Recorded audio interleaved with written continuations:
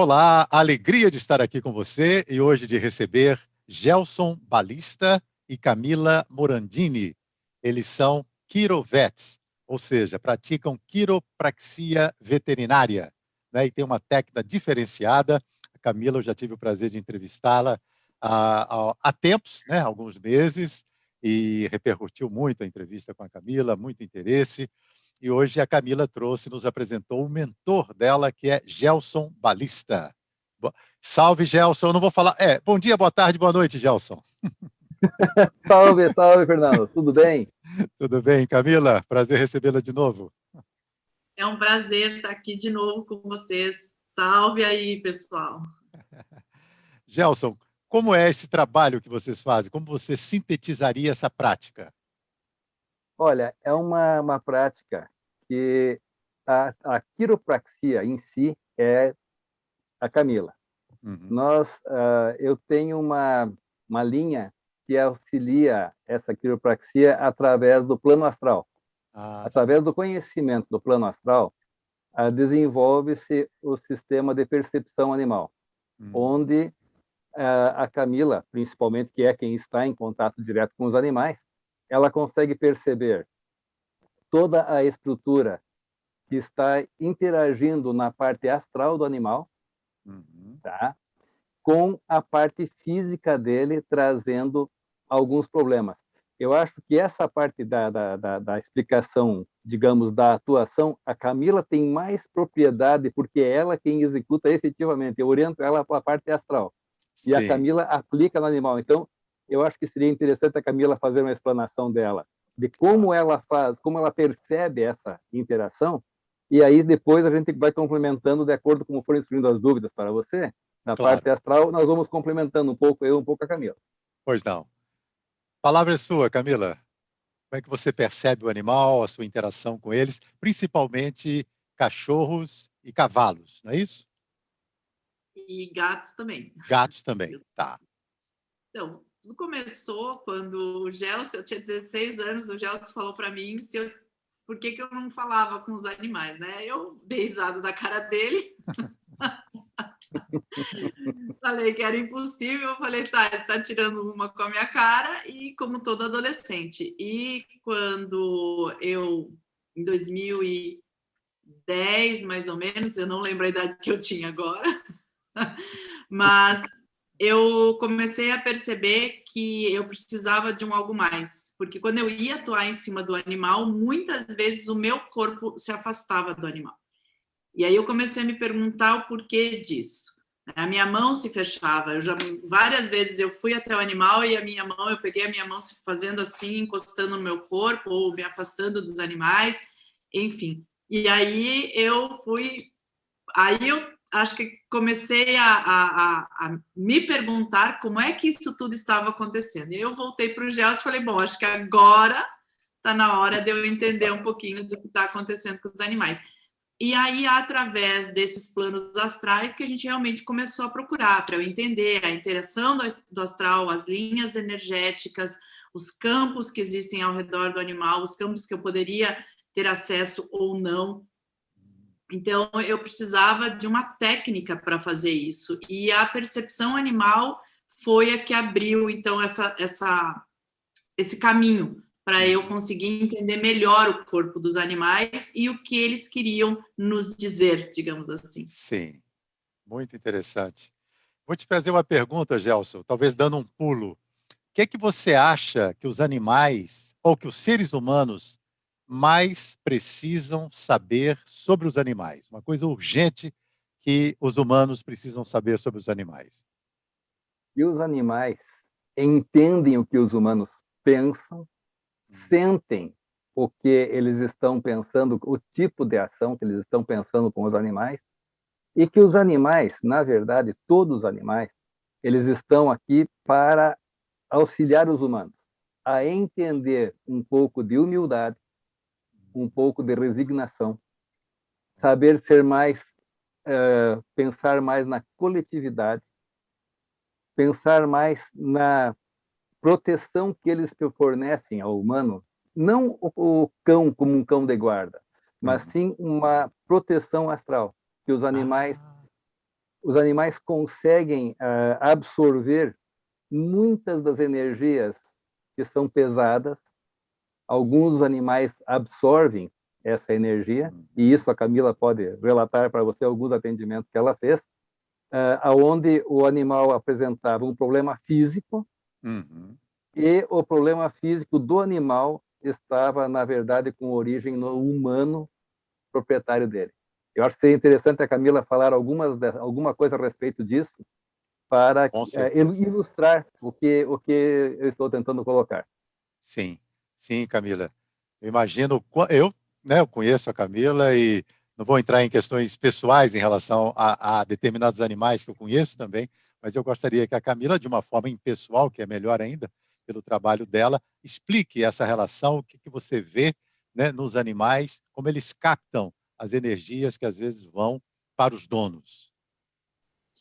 Então, quando eu comecei a trabalhar isso, eu comecei a perceber que muitas coisas que eu falava do animal, o tutor ele relatava: eu tenho isso, eu fiz isso, aconteceu isso, porque eu comecei também a estudar através da medicina germânica, me auxiliou muito a entender o estado emocional do animal, porque o doutor Raikund, ele conseguiu pegar todo o emocional e transcrever em doenças emocionais. Então, me auxiliou muito também nesse caminho. Eu percebia o que o animal tinha, pegava o emocional dele através do plano astral e da percepção animal, e aí eu via, e quando eu relatava o proprietário, ou o tutor, né, que nos pequenos animais a gente chama de tutor, eles relatavam que eles estavam passando por isso, ou que a doença era deles, enfim, que eles tinham um processo semelhante àquilo. E aí, conforme o tutor ia tomando consciência do seu próprio problema, muitas vezes o animal deixava de ter aquela doença, ou melhorava, ou mostrava uma melhora, dependendo do tipo de doença, porque a gente vê aí desde doenças simples, como uma gastrite, uma dor muscular, até cânceres, né? Até tumores, enfim. Então, dependendo do grau da doença, isso se resolvia exatamente no mesmo momento, ou dependendo do que tinha, levava-se mais tempo. Mas sempre um processo relacionado ao dono. Claro que já peguei animais com processos deles, porque assim como nós, os animais estão aqui para evoluir também. Nós temos um processo evolutivo e eles têm um processo evolutivo. Só que no processo evolutivo deles, eles ainda têm que nos proteger. Quer dizer, não é uma obrigação, mas é uma coisa que eles fazem por nós, nos proteger. E uma forma de nos proteger é recebendo essa carga que nós deveríamos encarar, e muitas vezes por medo, ou pela própria vida hoje, né? O que virou essa nossa vida. Então, o ser humano, ele, de uma certa maneira, precisa ainda aprender a lidar com esse tipo de problema, que para os animais é muito mais, digamos assim, não diria fácil, porque a carga também continua sendo pesada, mas eles sabem administrar melhor os problemas. Eles não têm o sentimento de culpa que nós, seres humanos, temos, né? Eles não têm isso. Então, a culpa nos limita muito, as nossas crenças nos limitam muito. E eles não têm isso. Eles vêm para cá com um processo de aprendizagem, um processo evolutivo e para nos proteger. E quando eles não têm essa crença, então muita coisa é muito mais fácil para eles. Eu tenho observado, eu vou fazendo esse ping-pong, né, Gelson? Você acha que existiria uma aceleração kármica no processo evolutivo, nesse ciclo que nós estamos vivendo, que tem nessa interação homem-animal, porque tem havido cada vez mais pessoas, né, com animais. Todo lado hoje você vê, né, pessoas com animais, às vezes mais de um, os pet shops aumentando assim tremendamente. Parece até haver uma certa, entre aspas, humanização dos animais. Quase que eu não vejo falar de se um animal é macho ou fêmea, e sim se é menino ou menina. Como é que você vê isso, o resultado disso, as consequências disso? Por que isso está acontecendo? Primeiro, esse aumento, né, da interação. Sim. Olha, Fernando, o que eu percebi é que, na verdade, como um todo, a humanidade está passando por um processo bem diferente agora. Nós viramos o milênio, e nessa virada do milênio começou um novo processo evolutivo que tem algumas linhas que pregam com algumas colocações bem diversas de evolução, com presença de seres extraterrestres e tal, mas independente da linha que você for pegar, nós estamos passando por um processo de evolução. Todo o universo está evoluindo de uma maneira um pouco mais acelerada, por isso nós temos essa percepção de tempo reduzido, e essa humanização do animal, ela vem de encontro com o momento que nós estamos. Que se você pegar, assim, tirando os chineses, que para eles os animais são motivo de escárnio e alimento, muitos deles, e não tem a parte de cuidado, nenhum tipo até o abate para eles é motivo não se preocupam com isso. A maioria da humanidade ela está voltando para realmente a humanização dos sentimentos relacionados aos animais. Grandes movimentos mundiais, com exceção de alguns locais mais específicos, eles estão tendo essa evolução. Por quê? Porque chegou o momento de realmente a humanidade começar a entender o que nós estamos fazendo aqui. Nós estamos aqui buscando o quê? Buscando a sabedoria. Como que você busca a sabedoria? Através de aplicação do conhecimento. E o que mais nos traz aprendizado? São sensações e emoções. Tudo que nos acontece se resume nessas duas palavras, tudo.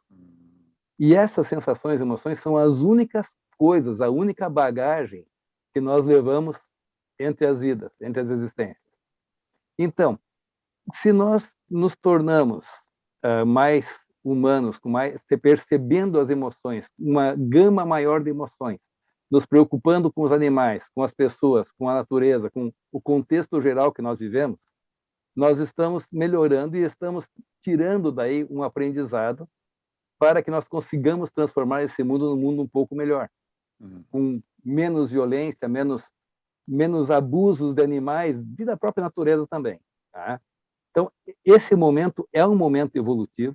Alguns exageros estão havendo, concordo com essa postura de algumas pessoas que humanizam realmente os animais. Esse exagero nem sempre é bom, porque todos os extremos, qualquer coisa extrema, tá? Ela deve ser limitada. Você não deve... O extremo, qualquer exagero é nocivo. Respire muito rápido o ar, você vai desmaiar. Tome muita água, você vai lavar os seus minerais e vai se sentir fraco. Então, qualquer exagero deve ser limitado, qualquer exagero deve ser inibido em todos os aspectos. Até mesmo no exagero com o trato dos animais. Deve-se haver respeito, deve-se ter cuidados, você pode chamar de filho, de filha, pode agir dessa maneira. É uma coisa que está ocorrendo muito hoje. Pode agir assim. Sim. Mas os animais têm a sua postura, o seu limite como invadir o nosso mundo, por exemplo. E se você dá muito poder ao animal, esse poder pode se voltar contra você. Um cavalo, por exemplo, se você deixar ele muito livre, ele deixa de fazer o que ele deveria estar fazendo, por exemplo, cavalos de provas ou coisa assim, ele acaba se tornando agressivo com o dono porque o dono é muito brando. Olha. Não que tenha que ser violento, mas tem que ser, tudo deve ser dosado. Eu vejo dessa forma. E essa evolução que está ocorrendo, ela busca realmente a evolução do ser humano e dos animais para nós evoluirmos e conseguirmos tornar esse nosso mundo um pouco mais humano de um modo geral, porque hoje tem muitas atrocidades que ainda estão havendo. Verdade. E essas atrocidades elas devem reduzir com o passar das décadas agora de uma maneira muito drástica. E de certa forma essa mudança ela deve ocorrer dentro de algumas décadas, uma mudança muito grande no todo o nosso universo. É um momento que nós devemos já preparar, estamos preparando gradativamente, porque a natureza não dá saltos, né, Gelson? Exatamente, exatamente. Então, nós estamos em fase de preparação. Camila, quais são, assim, as principais reclamações ou coisas interessantes que você poderia falar, que você ouve dos animais, que de uma maneira geral, essas coisas, o que você for dizer pode ser útil, né, para todos os donos, digamos assim. Só complementando essa questão da humanização, uma das coisas que eles relatam, já entrando no assunto novo, é exatamente esse problema. Eu não me importo que você me chame de filhinho ou filhinha, eu não me importo que você fale mamãe ou papai, mas é filhinho, filhinha, animal, filhinho, filhinha, cachorro, filhinha, filhinha, cavalo, gato, enfim. Você é o meu pai ou a minha mãe humano.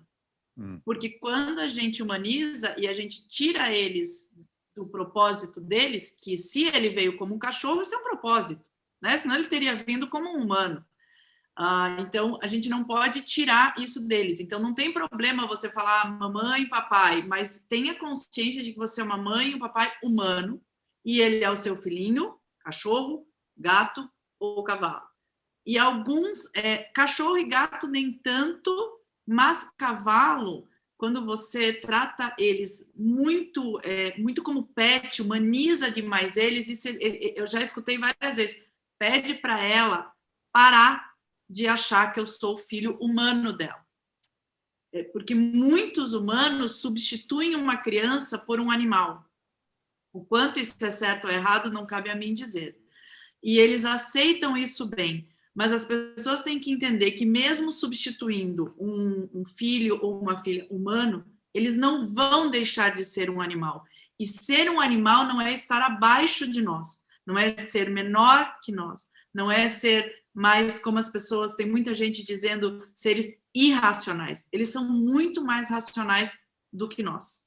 Só que agora eles abrem isso para nós. Antigamente eles não abriam, porque nós não éramos merecedores disso.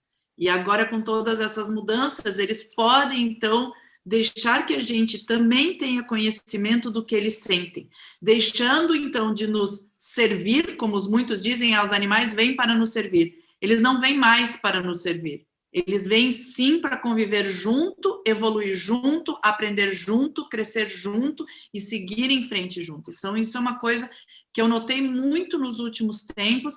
Animais que falavam, eu vim para servir e tal, hoje não. Eu vim para evoluir e aprender junto com a pessoa que eu escolhi para mim. Então, não somos nós que escolhemos eles, são eles que nos escolhem.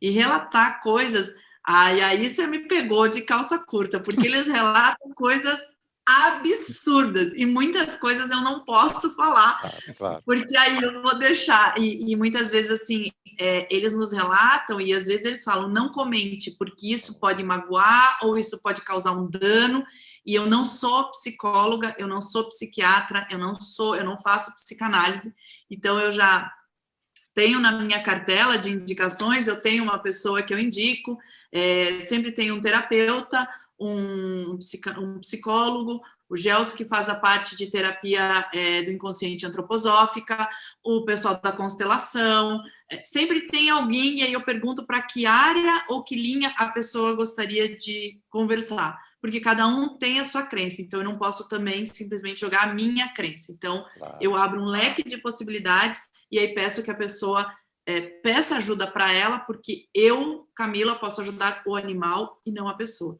Mas eles relatam diversas coisas, eles relatam problemas amorosos entre os donos, eles relatam problemas, digamos assim, sexuais, eles relatam casos, eles relatam falta de dinheiro, eles relatam coisas bobas, como uma briga, enfim, o que é pertinente à saúde deles. Tudo que causar doenças a eles, eles vão me relatar. Não importa a gravidade, já teve cavalos que chegaram e falou, o meu problema no meu trato urinário vem de um caso que o marido está tendo com outra mulher, a mulher sabe e não toma providência. Então, eu preciso expor isso à mulher, né? E aí ela toma consciência e resolve o que ela quer fazer. Ou já aconteceu de um cavalo relatar que o dono dele precisava assumir a própria sexualidade e ele não assumia. E era assim, uma pessoa que era casado, tinha filhos, não tinha como eu falar isso para ele, porque eu não sou psicóloga de humano. E aí eu tive que pedir desculpa ao cavalo, mas eu não poderia falar, porque não cabe a mim falar para ele que ele precisa assumir a sexualidade dele. Então, são coisas que eu, Camila, ainda não sei lidar, porém, o universo, eu peço para que os próprios cavalos, os próprios cães, enfim, o próprio animal com quem eu esteja comunicando, eu peço para eles manipularem o sistema, e eles sabem fazer isso muito bem, para que a pessoa chegue ao que ela precise fazer. Isso eles sabem fazer. Eles sabem levar, manipular todo um caminho para que a gente chegue ao nosso propósito. Isso eles sabem fazer muito bem feito. Poxa, eu não entendi essa parte aí. Eles sabem manipular para chegarmos ao caminho. Quando eu falo para ele que eu não posso falar para aquela pessoa do problema dele, sim, e aí o animal fala assim, mas se ele não resolver o problema dele, eu não vou me curar. Aí eu falo para ele, então, tomar providências. E aí ele acaba, eu não sei como isso acontece, talvez o Gelson saiba explicar disso, mas eu ainda não sei como isso acontece. Eles dão um jeito de que aconteçam situações para que a pessoa chegue ao próprio problema. Isso eu já vi eles fazendo. Eles mesmos passando por situações de doenças, ou de apanhar, ou de fome, ou assim, de sofrimento intenso para chegar na pessoa que ele tem que chegar, ou para abrir os olhos da pessoa que ele precisa ajudar. Isso eu já vi eles fazendo. Então, essa é a manipulação que eu digo que eles fazem. Entendi. Gelson, você gostaria, a Camila falou que você talvez pudesse explicar, dar uma outra vertente? Essa questão é uma questão extremamente complexa, porque envolve a interação do animal na parte astral com o seu dono. Ele percebendo que não existe saída para essa questão, o que ele faz? O animal, ele começa a passar por um processo físico que chama a atenção do proprietário que está acontecendo algo com ele. O proprietário chama, por exemplo, a Camila novamente, a Camila volta e retorna dizendo, a Camila dá algumas, digamos assim, algumas indiretas muito sutis, tá? E o que acontece?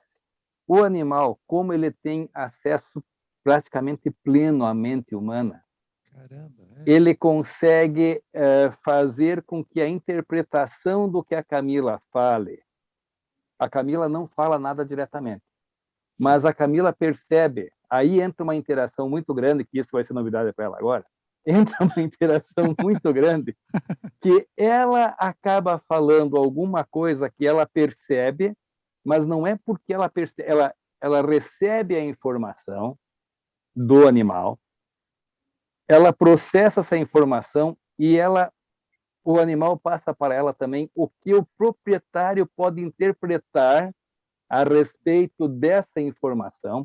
E o que acontece? O animal serve como uma espécie de...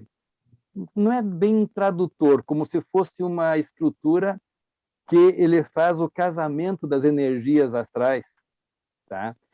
E nesse casamento das energias astrais, a Camila fala água, o cara entende vinho, seria mais ou menos por aí. Por quê? Pela influência que o animal faz. E aí, quanto mais difícil, quanto mais complicada for essa interação, mais difícil, maior é o problema do animal. Então, o animal, às vezes, fica quase mal à morte. A Camila, e se não for, não precisa ser a Camila, pode ser outra pessoa que seja chamada, que tenha esse conhecimento pleno sobre a coisa. Normalmente, eu diria assim, a Camila tem mais facilidade pelo processo que ela entende. Mas o animal consegue influenciar a mente de, por exemplo, de um veterinário que vai lá, e esse veterinário fale alguma coisa, diga assim, eu não entendo, é como se ele estivesse com tal coisa. Tá? O veterinário diz, olha, eu não entendo, é como se estivesse com tal coisa. Essa expressão do veterinário para o dono, devido à interação do animal, faz com que o dono perceba algo e comece o processo de introspecção, e pela proximidade do animal com o dono, quanto mais o dono se preocupar com o animal, mais ele vai começar a sentir que ele precisa mudar alguma coisa. Ele acabe sentindo a necessidade, ele não sabe o porquê, mas o dono acaba sentindo a necessidade, ele se sente mal, ele começa a ficar desconfortável, ele começa a sentir a necessidade de tomar alguma atitude, de tomar alguma postura, e ele faz alguma coisa, digamos, sem escancarar, mas não adianta, e vai, e coincidentemente as coisas vão indo, coincidência, entre aspas, Sim. pela interação do animal, ele vai até que ele acaba por realizar. E, por exemplo, como a Camila tem acesso a essas informações que o animal levou a ela, o próprio conhecimento que a Camila tem, que está no astral, facilita muito para que o cavalo transmita para o dono o que ele quer dizer de modo subconsciente, de modo sutil.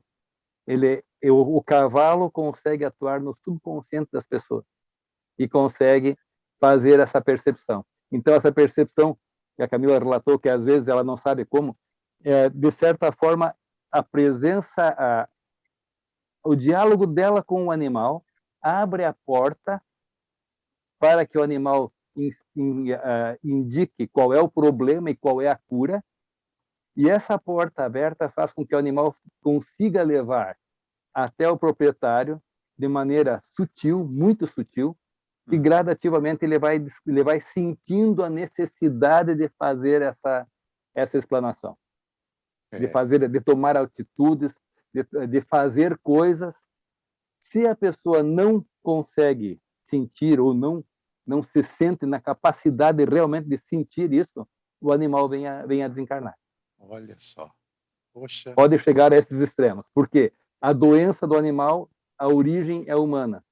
E se o humano não consegue perceber o que ele está precisando, o animal diz, não, eu não quero mais ficar aqui. A minha etapa, a minha contribuição que eu poderia dar até agora, eu dei.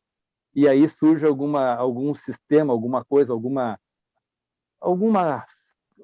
situação física no animal que faz com que ele termine o trabalho dele aqui nesse período.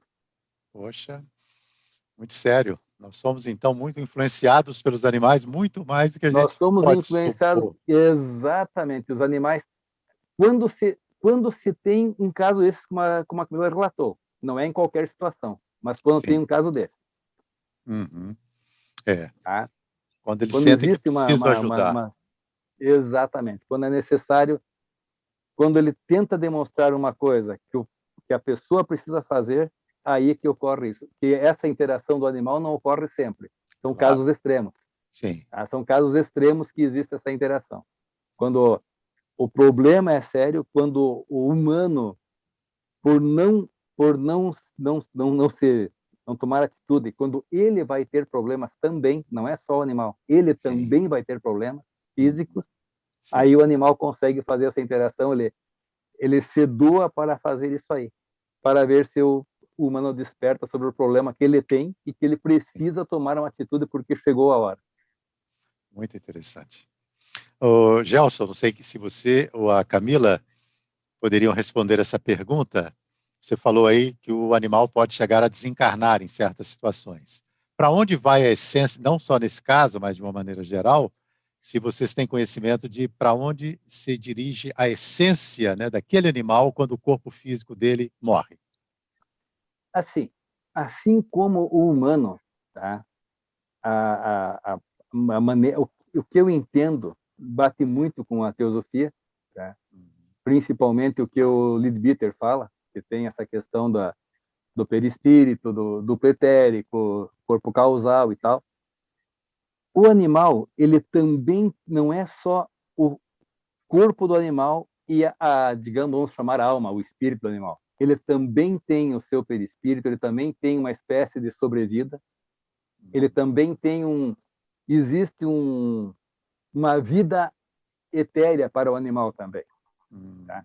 E ele segue um processo não na mesma escala, mas semelhante ao processo dos humanos, mais ou menos o que é relatado pelo Leadbeater em algumas das obras que ele fez, que ele cita muitas vezes essa parte do astral, e Anne Besant também cita muito esse lado, Então, o animal tem um processo evolutivo semelhante ao humano. Ele tem um aprendizado, ele tem um processo evolutivo, ele tem um caminhado que leva ele a ter uma determinada forma evolutiva de acordo com o seu aprendizado até o momento. Seria mais ou menos o ser humano. Ele se propôs a vir para essa existência fazer isso, isso, isso. Se ele cumpriu essa existência, se ele conseguiu cumprir o que ele se propôs, ele tem um caminho. Ele vai semelhante ao que seria o plano devacânico para os humanos. Sim. Tá? Semelhante ao que seria o devacânico para os humanos, existe para os animais também. E eles têm eles têm esse conhecimento e eles percebem o que eles, de certa forma, planejaram e o que eles cumpriram. Eu não acredito muito no karma fatídico como é colocado. Sim, eu tenho uma visão um pouco diferente dessa questão. Eu acredito mais numa espécie de programação com conhecimento que você vai fazer no Devakan. E no Devakan você faria toda essa estrutura de análise do que você fez, porém você não vai traçar, não. Você vai chegar aqui e vai para tal lugar. Eu acredito que você tenha a missão de chegar a tal lugar. Por aonde você vai, como você vai e quantas vidas você vai levar para chegar lá é o livre-arbítrio teu. Eu entendo assim. E dessa mesma maneira é a questão evolutiva dos animais. Eles têm uma espécie de hospital astral para os animais que são maltratados.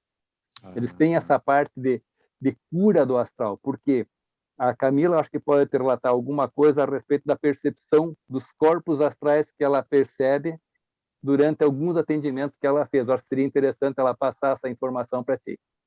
Sim. Agora, Camila, por favor.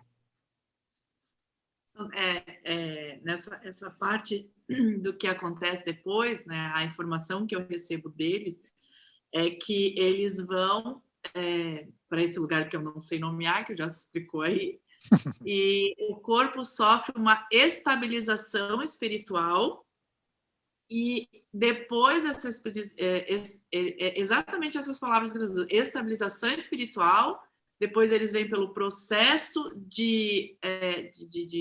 como se eles passassem tudo o que eles passaram aqui, né? Uma revisão do que aconteceu aqui, e aí depois eles seguem o processo evolutivo deles. Essa é a informação que eu recebo do astral deles. E foi muito engraçado, porque para eu conseguir entender essa estabilização espiritual foi difícil. Eu consegui falar, mas como assim?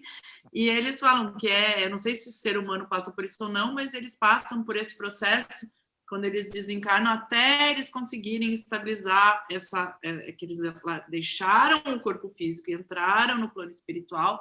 Eles precisam estabilizar primeiro isso, para depois repassar todas as informações, para ver o que eles vão levar adiante e o que eles não precisam mais levar adiante. Essa é a informação que eu tenho do astral deles. E durante algum período eles ficam assim, a aura deles junto à aura dos seus donos, pode-se dizer isso? Recebendo ainda nessa transição, né? Nesse conforto dos donos, né? Ficam.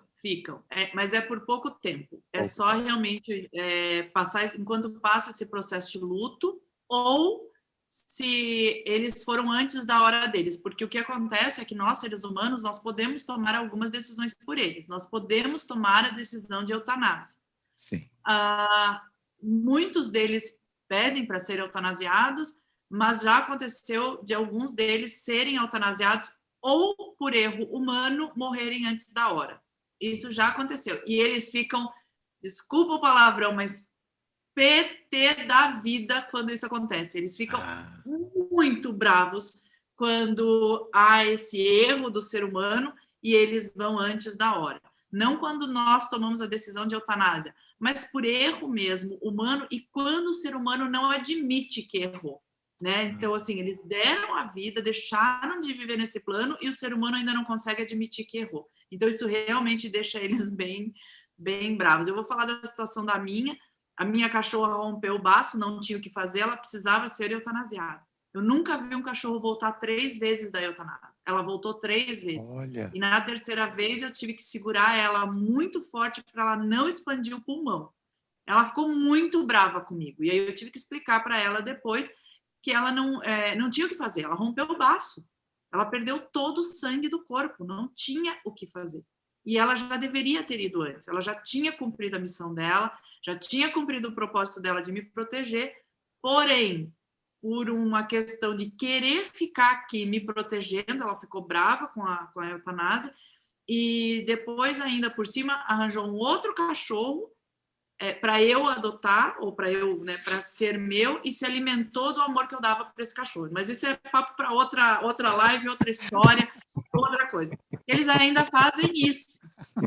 E ela precisava entender que ela precisava continuar. Então, ela ficou muito brava comigo pela minha decisão, mas depois que ela entendeu que ela já tinha passado do tempo aqui, que ela precisava continuar, que ela precisava evoluir, aí ela seguiu o caminho dela.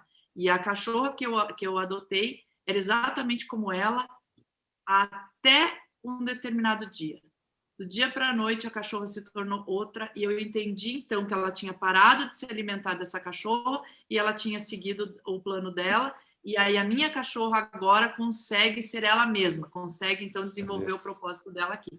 Mas eles são bem complicadinhos, viu? Eu vou dizer que esses animais eles são bem complicadinhos, eles arrumam cada coisa. Quem aprende com quem? O ser humano com eles ou eles com o ser humano? Porque se a gente fizer analogias, né, Gelson? A gente Exatamente. Pode perceber aí a seriedade de tudo que vocês estão falando, às vezes de uma maneira descontraída, leve, mas a gente vê quão sério é isso, né? Como é importante a gente perceber esses processos naturais da vida, conscientização, autoconhecimento, né? A não transferência de nossos problemas pessoais para outras coisas, a resolução daquilo que nós precisamos fazer. Quer dizer, e os animais estão aí, bem tentando nos auxiliar nesse processo, né? Eu tenho uma outra pergunta que eu gostaria de fazer. Só vou te interromper pois minutinho. Não, claro, querido. Vou complementar o que você falou. Eu já falei para eles não pegarem as coisas do ser humano. A resposta foi, de uma maneira bem grosseira, vocês, seres humanos, não sabem cuidar de vocês. E é para isso que a gente está aqui. Nossa. Então, eu tomei de um cavalo essa rica patada. Então, assim, ok. Tá bom. Deixa eu dar uma repassada aqui algumas perguntas. Gelson, por que tem aumentado? Sim. Essa pergunta, Gelson, me ocorreu aqui. O uso abusivo e indiscriminado dos animais e da natureza, em geral, pode produzir pandemias? De certa forma, pode, porque existe um desvio. Existe um desvio de conduta, um desvio de... Por exemplo, a própria gonorreia surgiu de um cachorro. Olha! Poxa! A gonorreia era exclusiva do cachorro. Olha. Um cachorro manteve relações com o humano. Nossa. Então, esse é só o exemplo. É só um exemplo que eu acho que ilustra perfeitamente a resposta, sem entrar em muitos detalhes, sem entrar em muitas coisas, porque esse é só um exemplo. Existem dezenas de exemplos, mas esse é o que mais marcou assim na década de 70 e 80. Isso era era o mais comum de haver, principalmente entre os jovens. Sim, né? sim. E isso foi um exemplo claro, clássico dessa transmissão. Poxa, mas isso é algo que precisa ser divulgado, né? Evidentemente deve haver livros, estudos, Sim, talvez mais reservados, não sei, Gelson. Eu não sei por quê, quer dizer, não sei não. É que a gonorreia é uma doença antiga, bem antiga. E os padrões da época não permitiam que se falasse, era um termo proibido. Claro, Você falar essa palavra abertamente era considerado uma ofensa, era uma coisa assim muito... Hoje que está bem mais liberado, todos os assuntos estão praticamente em todos os ambientes, mas esse termo antigamente era uma coisa assim bem falado a boca pequena, como se usava a expressão. Sim. E eu acho que é devido a isso que isso ficou assim mais ou menos tampado e esquecido. Sim. Mas existem uma série de outras pequenas coisas que acontecem com a alimentação de animais indevidos e por aí segue o baile, né? Tem muita coisa assim que não é realmente eu não diria essa questão da Covid, que essa já foi Sim, desmistificada, né? sim, Então sim. não seria essa, mas existem algumas coisas assim que são realmente transmitidas pelos animais. Existem muitas coisas que por vir para o nosso organismo acaba desencadeando uma série de coisas. Isso estava escrito, é um dos possíveis desvios. Aí que entra a questão do karma ou não karma, que eu estava me referindo antes. Eu acredito que existe o seguinte, existem caminhos. A cada caminho que você escolhe, você deixa para trás uma dezena de outros caminhos. E assim sucessivamente. Você tem todos os caminhos para escolher. Esse é o nosso livre-arbítrio. Esse é a nossa escolha.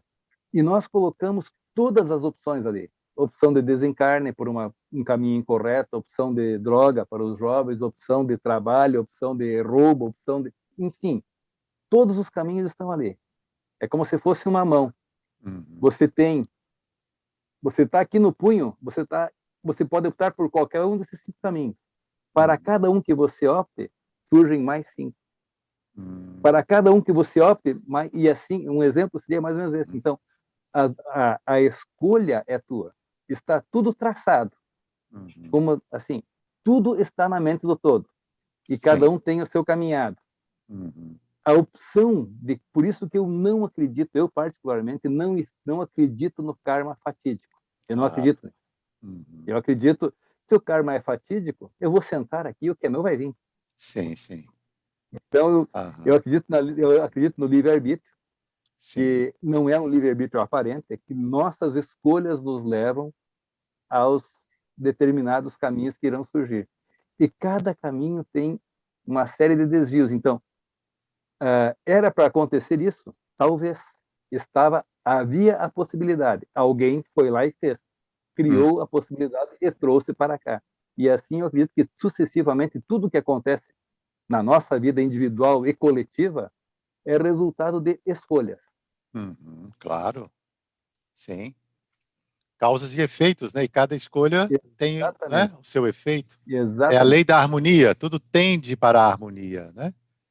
E uma omissão num ato de amor, por exemplo, é um pecado, né? Como diz o Bhagavad Gita, né? Tem a ação e a não ação, mas a não ação, quando você precisa agir, né? E a importância do amor, para a gente terminar, o amor que o ser humano tem pelos animais, o amor que o animal tem pelo ser humano, como é que vocês definem nesta relação essa simples palavrinha e que move o universo, que é amor? Olha, o amor realmente move o universo em todos os sentidos. O amor exagerado também não é útil, assim como a Camila colocou anteriormente. Então, o amor é o motor do universo. Seja amor entre humanos e animais, você percebe amor até entre animais. Você percebe animais que têm uma relação que não é a relação instintiva. Tem animais que demonstram carinho, afeto, afeição uns pelos outros, inclusive de raças diferentes. Então, isso evidencia a existência do amor universal, como é citado, como é falado, como é propalado. E esse amor universal, realmente eu vejo ele assim como a necessidade básica da humanidade, não humanidade humana. Humanidade, que eu me refiro, é todo o contexto do mundo, do globo que nós habitamos, envolvendo a história dos animais, os seres vivos e todos os seres vivos. Porque até o mosquito tem a sua utilidade negativa, mas tem. Claro. Então, eu vejo dessa maneira, que o amor é o motor do universo. Realmente seria isso. Eu vejo ele como o que move o universo é o amor. Tire o amor do universo e tente imaginar o que aconteceria. Nossa, nem conseguimos. Exatamente. E para você, Camila, como é que você entende o amor, né, em tudo isso, nesse contexto? E o que é o amor? O que é o amor, né?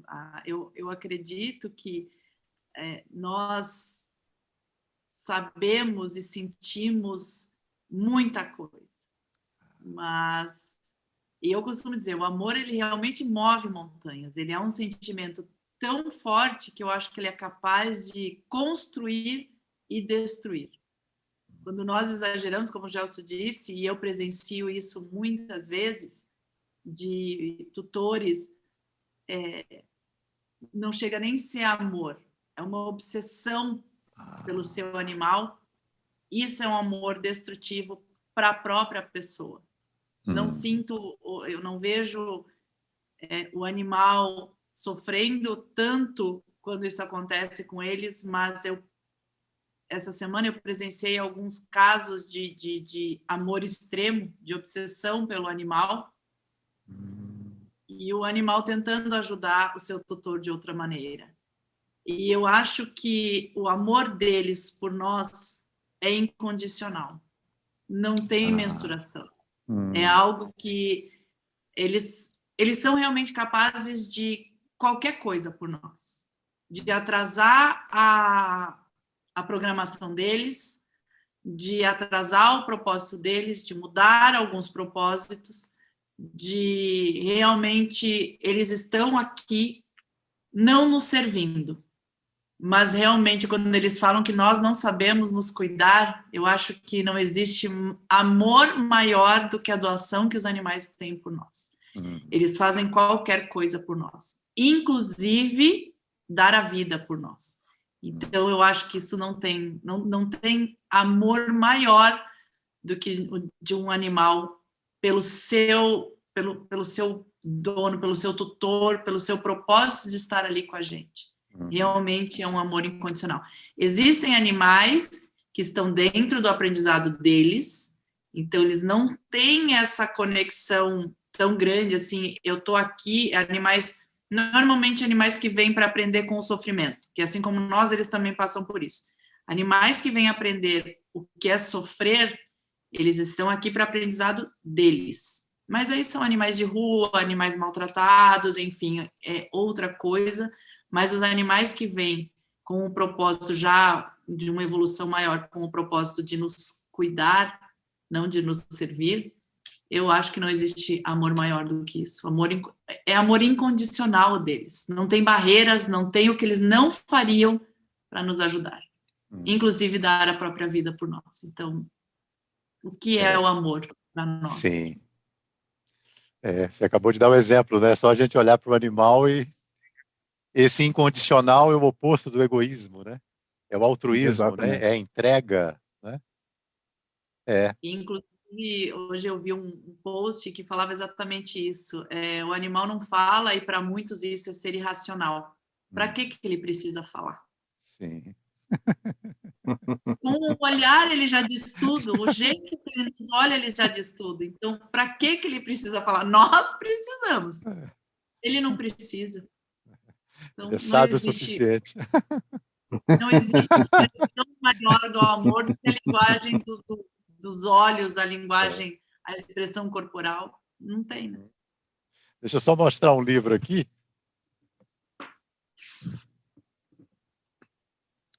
Isso aqui não é para nós conversarmos, mas é um outro aspecto. A vida secreta das árvores. Tem um livro chamado sim. A Vida Secreta das Plantas, e este é A Vida Secreta das Árvores. Esse aqui é de um alemão.